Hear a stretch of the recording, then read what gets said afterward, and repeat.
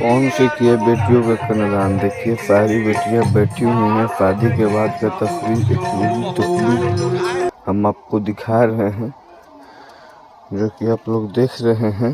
सारी लड़की बैठी हुई हैं एकदम कतार से, और पवन सिंह जी अभी कन्यादान करके और मंच पर जा चुके हैं, और इन सभी को एकदम बहुत बड़ा गिफ्ट तोहफा करने वाले हैं, और बहुत बड़ा गिफ्ट तोहफा भी किया है पवन सिंह जी ने, बहुत ही बड़ा, जो आप लोग देखे होंगे अभी मंच पर।